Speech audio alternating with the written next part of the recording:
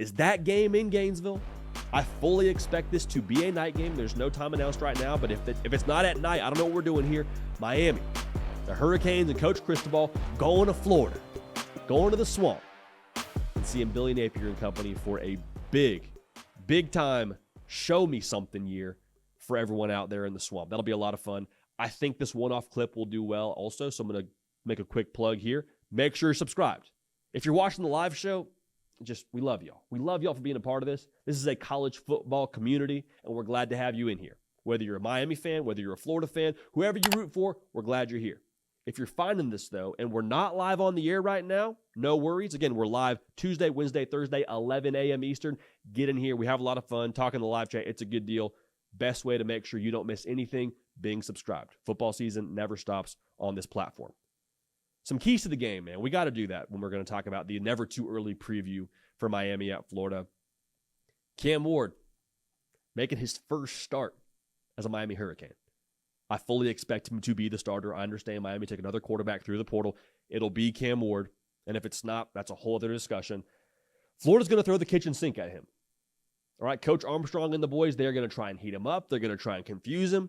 And if they're able to do that now, understand, this game being played in Gainesville is very different than if it were played in Coral Gables.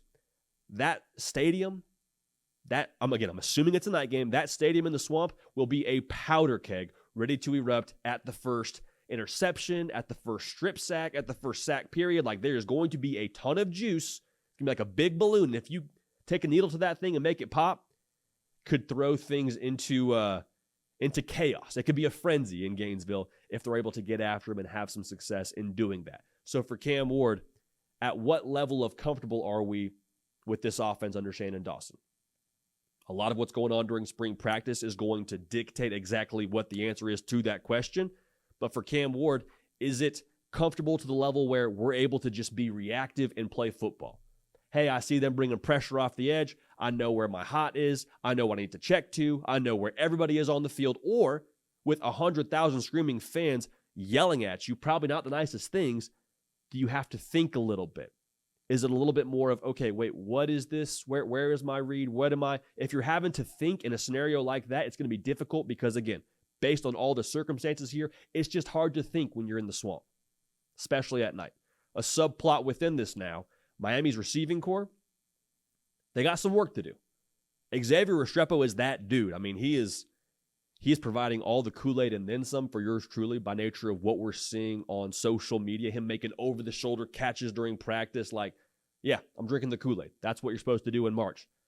But if he's able to separate along with some other Miami wide receivers, that's going to make Cam Ward's job much easier.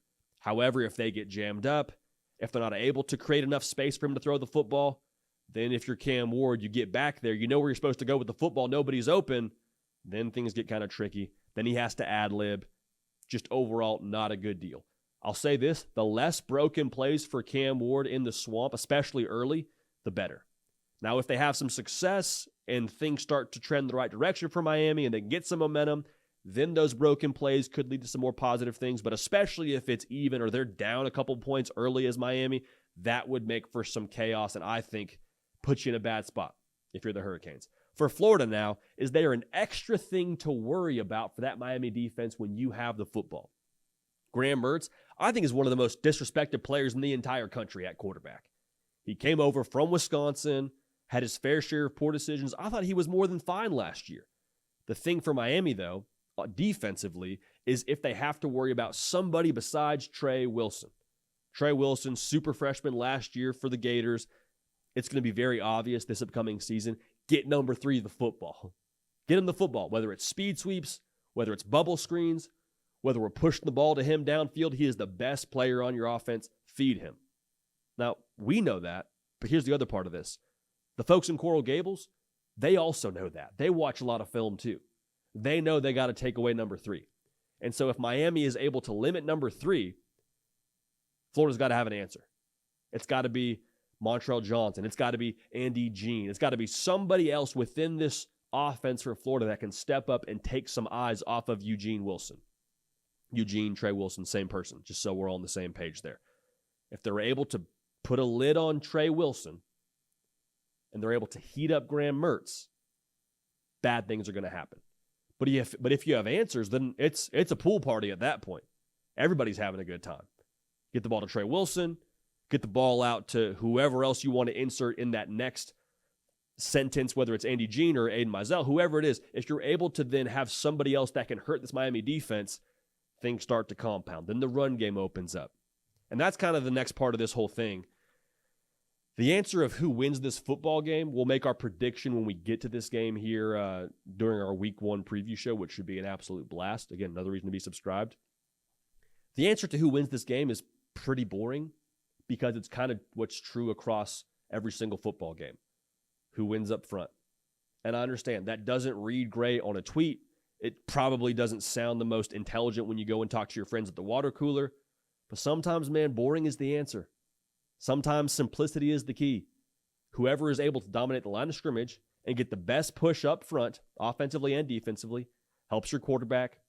For Miami, it could ease Cam Ward into the game, could mess with those safeties on the back end for Florida and allow some deeper shots downfield, make it more easy for your guys to separate. Also, at the end of this thing, for either side, it could come down to a 4-minute drill.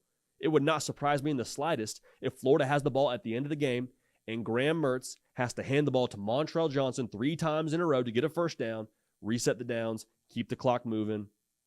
That could be the way that it goes for 4 minutes to put the game on ice if you're the Gators. So for either side of this thing, whoever is able to get after the quarterback and provide a push up front for their offense, that's going to be the key ingredient, in my opinion, to winning this football game. We talk about Cam Ward, talk about Graham Mertz. I think it's a lot about the line of scrimmage. Now, the impact of this game is massive. I'd be remiss if we didn't at least touch on this before we moved on here. Billy Napier in Florida, this game is a tone setter. It's a tone setter. You got an in-state team coming to your house, a place where you have historically played pretty well in some big games. You think about Utah in the first game of the Billy Napier era. You think about Tennessee coming to the Swamp last year during the night game. This is a place where you are expected to defend home field. You play won't back down at the start of the fourth quarter. The place will be going nuts. Like, this is the game where we need to show us something. Show us something if we're Florida. Because if you drop this game, you very clearly find yourself in that third spot before you play Florida State in the state at the end of the year. That's not a situation you want to be in. You want to be able to provide some momentum, provide some confidence, provide an example and say, hey, we are actually a lot better than a lot of y'all would like to think. We just play in the SEC and have had some tough year 2 struggles from last year. Year 3, though, we're here. Year 3, here's some proof in the pudding. Enjoy it. Now, for Miami, it's kind of a similar story, but I think a lot of folks would probably put them in that 2 spot behind Florida State in the state of Florida.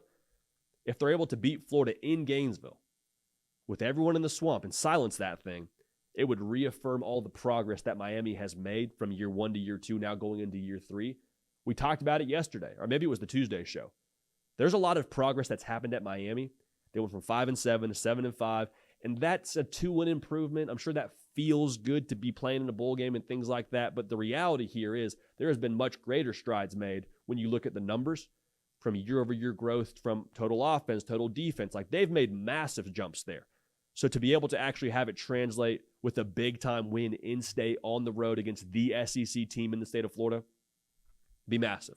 It'd be massive, and it would be another tremendous mark on the graph of the progress for Mario Cristobal in Miami so far. So Miami at Florida. If it's not a night game, what are we doing here? If it's not a night game, we'll have a whole other discussion, but I expect it to be a night game. I expect won't back down to have the place going crazy, and I expect a tremendous matchup between both those schools. So that'll be a lot of fun. Hey y'all, thanks so much for watching. Subscribe to the channel here to make sure you don't miss an episode of The Hard Count. Also be sure to check out other videos on the On3 YouTube channel.